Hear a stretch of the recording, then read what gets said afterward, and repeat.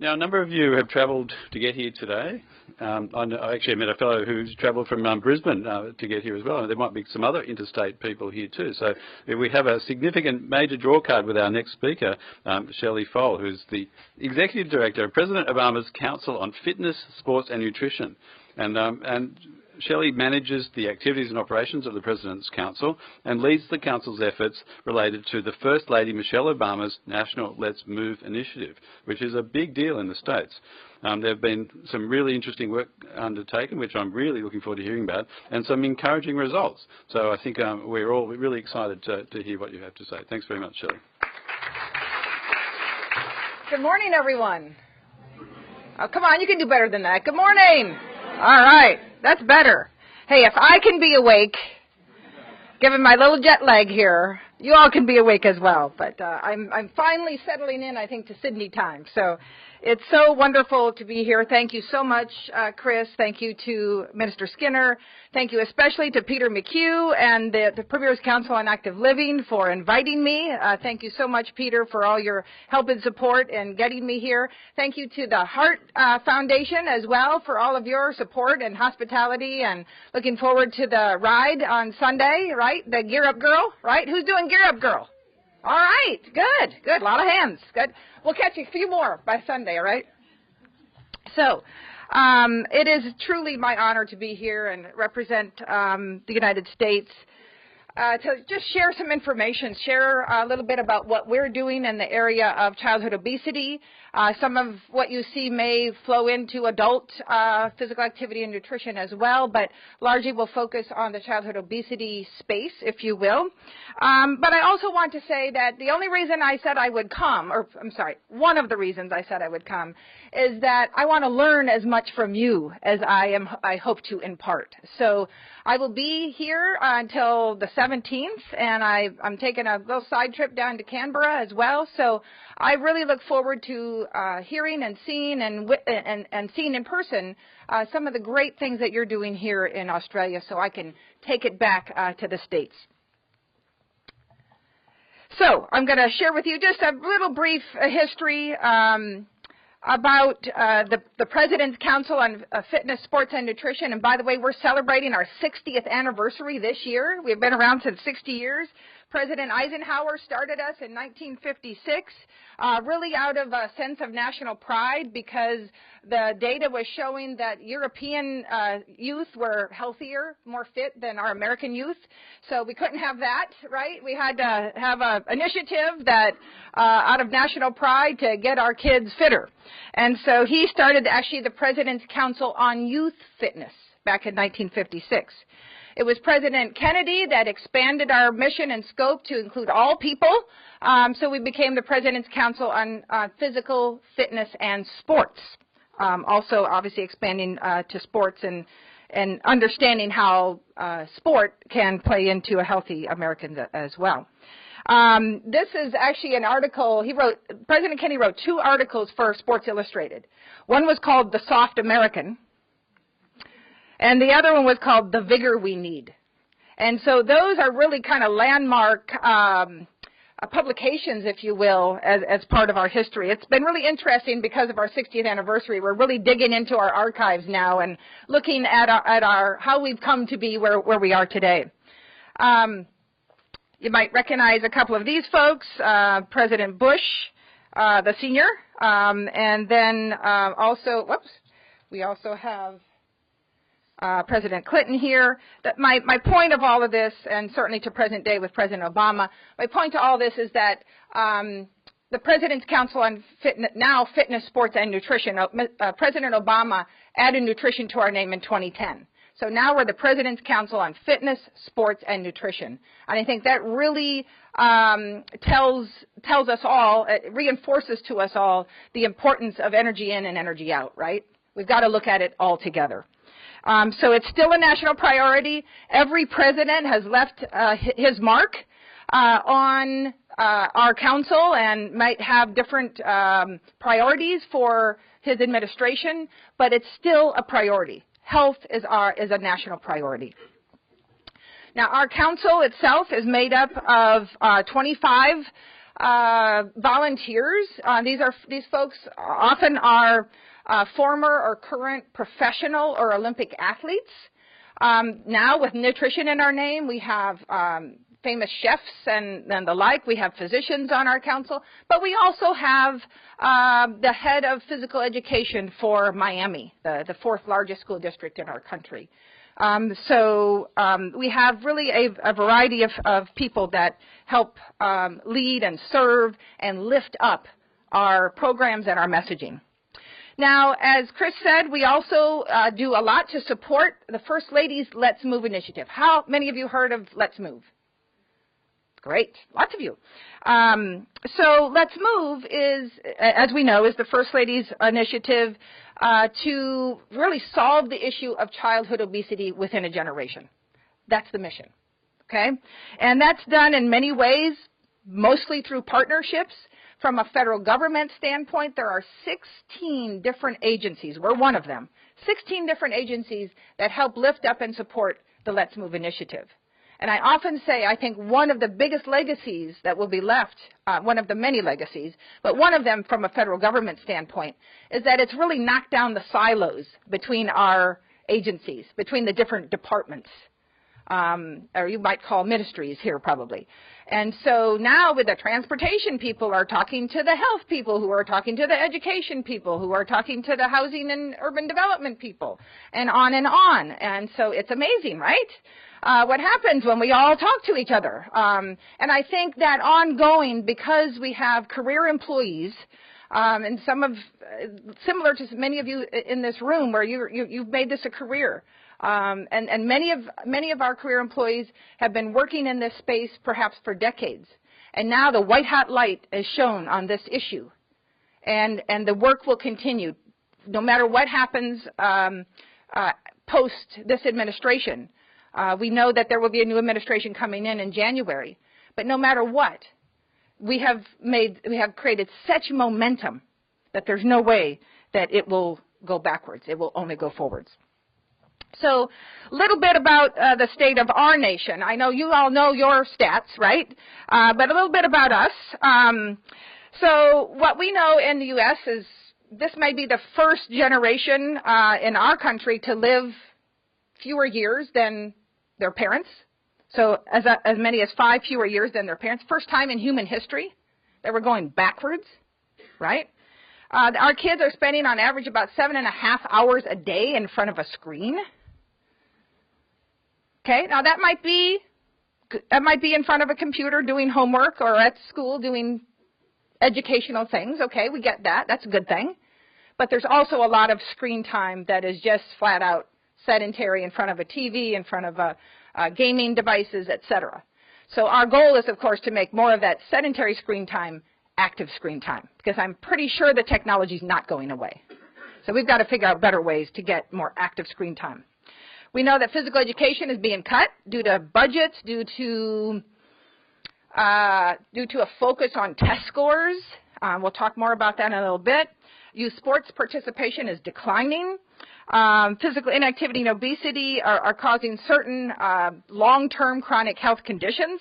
And certainly all of these things and more are contributing to our challenge to be successful as individuals, as states, and as certainly a nation. And when I look at your stats, does this sound familiar, by the way? A little bit familiar? I mean, in terms of obesity, I think you guys are 5th in the world, only, right behind U.S. and 3 other nations. So we're pretty much all in this together, right? We got a lot of the same issues. And, sorry, just to prove the point here. So you all seen these maps? I affectionately call the fat maps. So our Centers for Disease Control and Prevention have really looked at obesity over the course of now several decades. Okay, hold on, we got a little bit of a lag. There we go. So these, just real quickly, so this is from 1990, and I could show you every year since then. I think I've got up till 2010.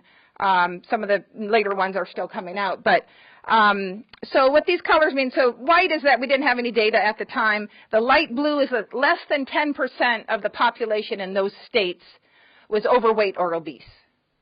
And then the medium blue is 10 to 14% of the population in those states were overweight or obese. Okay, by 1995, we had to add a darker blue, which was 15 to 19% overweight or obese. And then by another 5 years later, we had to add a new color, which is greater than 20%. And then 2005, we actually had to have two more colors. We had 25 to 29%, and then the darker red is greater than 30%.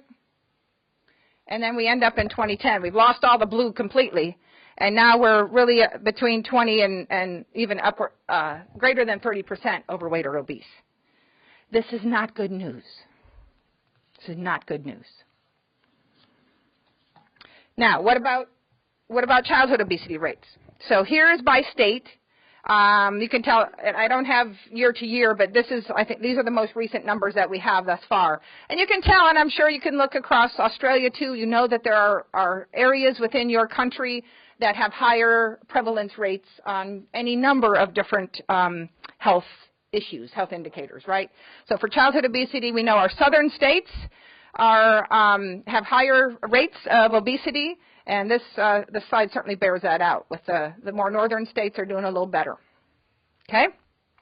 So, and these range from, there's no red on there yet, but the purple that you see there is 20 to 25% of the kids in that state being overweight or obese. And I'll touch on it now. So some of you have heard that our children at the early stages, so 2 to 5 year olds, that we're seeing a pretty significant reduction in childhood obesity rates among our 2 to 5 year olds. Okay, so there's cause for celebration, right? A little bit, right? We think we're moving in the right direction. Okay, I'm sharing it with you the bad news first. The good news is coming, but what we know is that those trends are leveling out, and for our 2 to 5 year olds, we're seeing improvements there. And you're going to ask me, like, so why? How is that? How did you achieve those improvements? So what we're attributing that to is an increase in awareness of breastfeeding. Okay. Also, our work to support child care settings, and all different types of child care settings. So wherever those 2 to 5 year olds are, we're supporting them on the physical activity and nutrition side of things. Okay. And I'm going to talk about Let's Move Child Care in a moment. And then finally, I would say our federally supported nutrition or food programs. So those families that need help in terms of feeding and nutrition, the support that they're getting now is through much more healthier foods. So they're able to purchase many more healthier foods now through the federal system than they were in the past. So I think all of those things combined, I know the researchers in the room, you'll want to figure out, okay, which one of those really made the most difference. The bottom line is we don't know, and we may never know. And one of the things I hope that you'll take home today from my presentation is that unless we look at this issue from a systemic perspective, that we look at all the systems that impact childhood obesity, in my opinion, we will not reach our goals.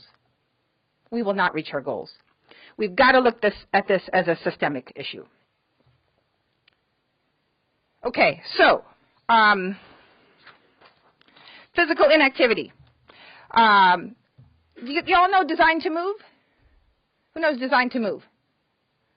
Couple people, not too many. Okay, so Design to Move is really an international initiative, if you will, to promote physical activity. And these are just a couple slides from the Design to Move materials. And this really talks about preschoolers and really the fact that that the cycle of inactivity really flows from childhood into adulthood, certainly impacts all of those things that those of us in this room know. Here's kind of a nod to what I was just saying in terms of looking at the social determinants of health. We've got to look at all of these things with equal vigor, in my humble opinion, if we're truly going to create change. So we've got to look at the family. We've got to look at our land and our environment, the built environment. We've got to look at access issues. We've got to look at gender differences, our culture, and break down barriers along cultures and languages, etc. All of those things are equally important. So we all know this, but I'm going to say it anyway. And this slide happens to focus on physical activity, is that one of our mantras in America now is that active kids do better. And I would just broaden that to say healthy kids do better. Kids who are physically active and have good nutrition do better. They do better in many ways. So we know that kids who are physically active, and also around obesity, when we talk about obesity, for me, obesity is the symptom, right? We've got to look upstream. It's physical inactivity and poor nutrition that are the root cause. Obesity is the symptom of what we're experiencing, right? And then outcomes down the road are the chronic disease and illnesses and all the other things that we know all too well, right? But I would tell you that regardless of weight, physical activity has so many positive benefits, regardless of weight. Physical activity, we know that kids who are physically active have lower rates of chronic disease and therefore help curb and lower our healthcare costs. Kids who are physically active are less likely to smoke or abuse drugs, are less absent from school, less likely to drop out of school, less likely to become pregnant, are less violent, spend less time in the principal's office, and do better on tests and academics. So the academic success goes up, their time on task. They're more likely to obviously have positive behavior. And I call physical activity a positive gateway behavior. You ever thought about it that way? Like physical activity is the gateway to addressing so many other issues. So to say that active kids do better, they not only do better from a health standpoint, they do better in life, period. So I just ask you to think about that as well. I know we're really focused on obesity here, but I would tell you, not every kid needs to lose weight, right? It's not always just about weight. And for a lot of kids, we don't want to focus on weight. We just want to focus on lifestyle, right? And how do we instill the love of movement in kids and the love of good nutrition within our young people? If we do that, the obesity stuff will take care of itself. Just my opinion. So what are we doing about it, right? We got issues. You have issues. Let me just tell you what we're doing about these issues in the U.S. Let's Move. Everybody knows, everybody in this building, I think, raised their hand and said, yeah, we heard of Let's Move. That's the First Lady's initiative to solve the issue of childhood obesity within a generation. And so there are 5 goals to Let's Move, 5 goals. One is to ensure kids have a healthy start, so kind of that early childhood focus, right? Empowering parents and caregivers to make healthy decisions is another. So how are we giving parents the tools they need to make healthy choices, healthy decisions? Providing healthy foods in schools, because what parents told the First Lady is that, hey, it doesn't matter what I do at home or what I do at the grocery store if I have to send my kids to schools who don't serve healthy foods. So we did something about that, and I'll mention that in a minute. We want to improve access to healthy and affordable food. So have you heard the term food deserts? So we have a lot of food deserts in America where people do not, especially in the inner city, well, and rural areas as well, quite honestly, do not have access to healthy foods. Not ready access, and or they weren't affordable. And so now our government is incentivizing companies to be where people are, and to provide those healthy foods at an affordable cost. And then, of course, reintegrating physical activity back into our kids' lives. Those are the 5 goals of Let's Move. Now, there are, within Let's Move, within that umbrella, there are 10 sub-initiatives, and you see the logos here. Let's Move Active Schools, which I'll talk about more. Let's Move Cities, Towns, and Counties, which I'm going to spend some time on. There's also a whole movement on getting salad bars in schools. There's a Let's Move Museums and Gardens, okay? There's a Chef's Move to School. There's a Let's Move Faith in Communities, working with faith and community-based organizations. Let's Move Childcare. Let's Move Outside is another one, and getting our kids, reintroducing our kids to the outdoors, right? So combating nature deficit disorder is what it is. And then Let's Move in Indian country, again paying homage to our native people. So I'm going to talk about a little bit about each, or a couple of these. Sorry, not all of them, but a couple of those that are most relevant. But I also want to mention the Healthy Hunger Free Kids Act. So one of the goals of Let's Move was to get healthier food in schools. Not only just in school lunches, but in those vending machines and what we call the competitive food environment. So those were not just the government-sponsored lunches, but also the food that is being sold at schools. Also, there's a movement towards all those fundraisers, and all the selling of cookie dough and everything else, right? So all those fundraisers, how can we turn this? Schools still need to raise money, so how can we work with schools to help them with healthier school fundraisers? And so that's being worked on as well. But you can look this up, the Healthy Hunger Free Kids Act. I'm not going to spend a ton of time on it, but it did pass by bipartisan support, which doesn't happen very often in our country, and to help ensure really that American kids were getting healthier lunches at school. Now, I'm not going to tell you that there's not controversy around this. There's controversy around everything, and everything can be politicized, but the bottom line is that it's working. So as more time passes, we will have more data, more results to show that there is an uptick in kids liking the healthy foods, eating it, and the like, asking for it, selecting it, and so making healthy choices. And that's what we really want to create, right?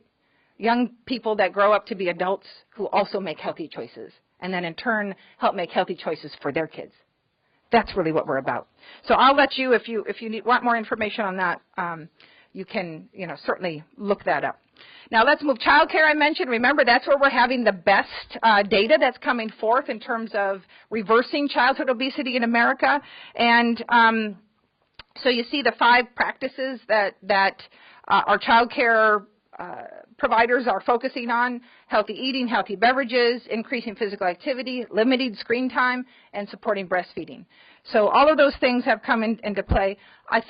Again, I want to reinforce that none of this is just government. It happens because of partnerships, and that's what I love so much about PCAL, because it is that kind of interagency group that brings industry together and non-government organizations with government.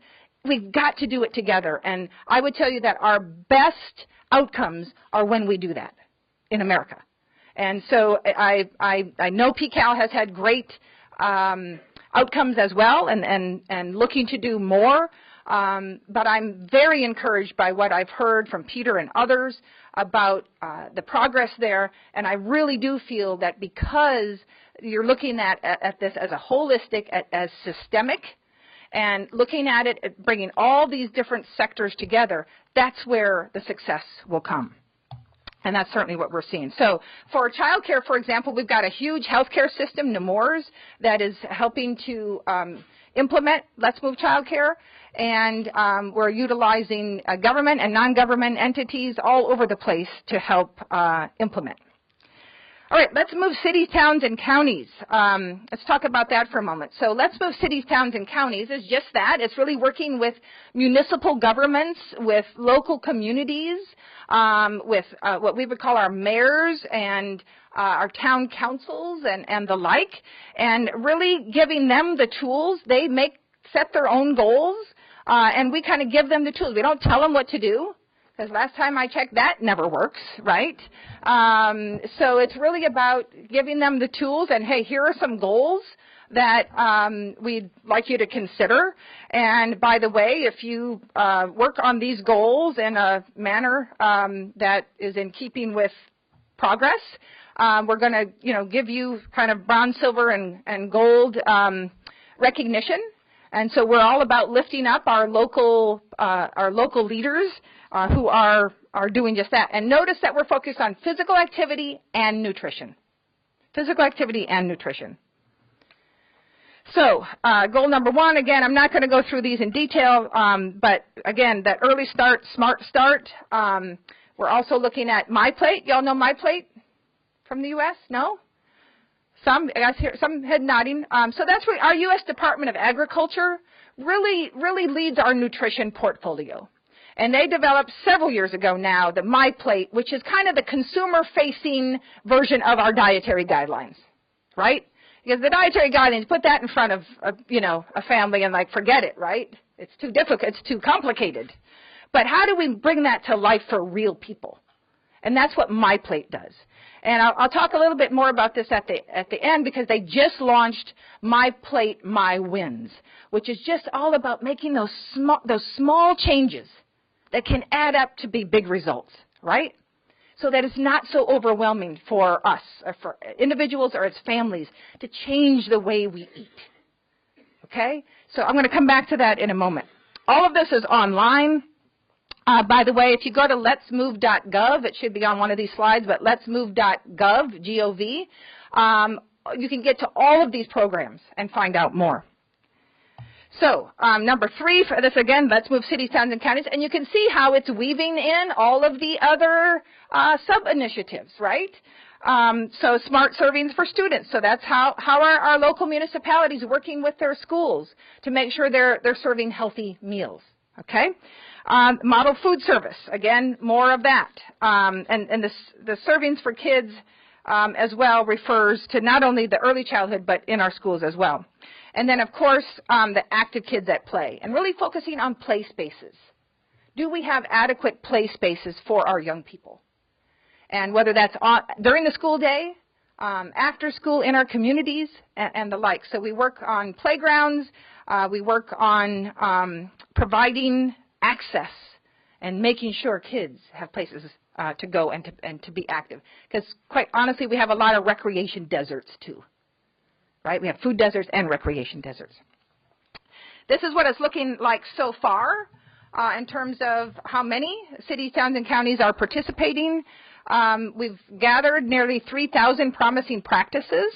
And for some of you, we all know what works one place doesn't work in another.